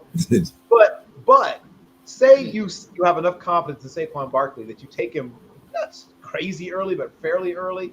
And then you say grab someone like people have fallen out of love with Khalil Herbert for whatever reason. Let's say you snag him somewhere in the middle rounds and he ends up outperforming his ADP. And then you go after one of the rookies like Ray Davis, right? Who ends up sort of overtaking Cook for the first and second down work. And then Cook becomes more of a 3rd down back. Now you've got. I'm still high on Connor. Yeah. I like Connor. A lot of people sleep on Connor, and he falls down. I love it. So he's going to be a top 10 running back again, most likely, and people will once again let him hang around on the draft board probably longer than they should. Yeah, you just got to grab Benson though, because Connor's just had durability issues, right? So it's See, going to be great for the week he plays. Probably an advantage this year is that they've got a clear number 2. It's been a little hard in the past because you draft him and you don't know which of the 4 other Arizona running backs tank up this year. Right. As a former Mr. Mercado owner, I can definitely co-sign that. It's like, is it going to be your week? No, not so much. You got 2 carries. Yeah, I'm very familiar with what you're talking about. Yeah. Well, Bill, you got here a little late, and I would love to have you around. You guys talk the whole show, but we're going to set up another one. I love the Hawk and the Chef. So, Bill, I'm going to, since you were the last hired, you're going to be the first fired. So, give us your fire. I'm sorry. I've been running around because the lovely lady and I are going to go out to Ravinia and see the Roots, and I had to get all my Saturday honeydews out of the way first before I was allowed to go outside and play. Jealous. I'm jealous. That's an amazing show. Ravinia is amazing. This is one of my sort of bucket list kind of things. But here's what I will say. I mostly pay for fun. I'm in like a couple of money leagues. One of them is like a little tiny bit of money, doesn't hurt too much. One's in I probably shouldn't spend that much. I won't do it again, baby. League, just this once. But the thing that you have to remember, whether you're playing for pride, for fun, and in some cases for filthy lucre, you have to say to yourself, I'm going to do what I can do. I'm not going to beat myself up again this year. I'm not going to, torture myself. I'm not going to drive myself crazy. Now, you said this last year too, and you weren't able to hold to it. But this year will be different. Once again, I'm an optimist. Just remember when you first started playing. You did your first Yahoo or ESPN league. We didn't really know anything. You were just having fun. Try to recapture some of that spirit instead of, bothering all your friends at work or, waking your wife up at 3 o'clock in the morning because you have to go, once again, snap up, somebody who's going to hit the waiver wire. Sorry, babe. But but try to recapture the original. Hopefully you started doing it for fun originally. Try to recapture some of that. Try to get back to what you usually got started doing fantasy for, not, to just post content or dunk on your friends or whatever your reasons are, sometimes sort of poison the well. But yeah, I'm going to try to get back to the fun of it. Well, what if my original reason was to dunk on my friends? That is perfectly valid. It's beyond valid. Now, especially because I'm guessing your friends are kind of douchebags. So in your case, Hawk, you miss Chef. Yeah. Oh, okay. Sorry, buddy. Sorry, Ming. We love you. It's Yeah, we do. I'm sorry. I didn't know it was going to take that turn. I apologize ahead of too late. It's not ahead of time. But either way, like, if that is your joy, and sometimes dunking on your friends can indeed be a real source of joy. It could be your place of peace. If that's what does it for you, then yes, embrace that. But Hawk, we definitely want to have another show. Maybe we can sister up here, and so once again, give us your site and the usual commercial before we get out of here. So again, site is smashupsports.com, all free to play, no entry fees, no pay to win. It's just fantasy. It's what Bill's talking about. It's fantasy for the love of the game. We have those differences. We got the smash cards. We got single player coming. James and Bill would love to be back on. In fact, what I'll do, if you guys want, I'll set up a smash up season league just for SPORTSKRIB, and Ming and I can play with you guys. And then when we come back on next time you have us, hopefully partway through the season, we can do an update on how people are doing in the league, and now you guys will have played, so you can also, instead of us just kind of talking like it's a commercial, you guys can tell us either how much you love it or hate it, and you can dunk on us if you're beating us. Yeah, sounds good to me. Sounds great. Also, I'm addicted to the draft. Yeah, I'm just wanting Hawk Dog, but sliding into DMs because I'm going to try to. I have other stuff I do. I'm going to definitely bring you on as a guest for some of the stuff I do, and pick your brain for my own evil purposes. So, yeah. By all means, please do. All right, guys. Have a good one. Thank you so much. Hopefully, we'll be scheduling another one very soon. Have a great day, everybody. Talk to you soon. Thank you both. Enjoy your drafts today. You too. Have a good one. Thank you. James, that was great. Yeah, I'm having to run around. In fact, that was the phone call I heard in the background. I'm sure it's Carrie telling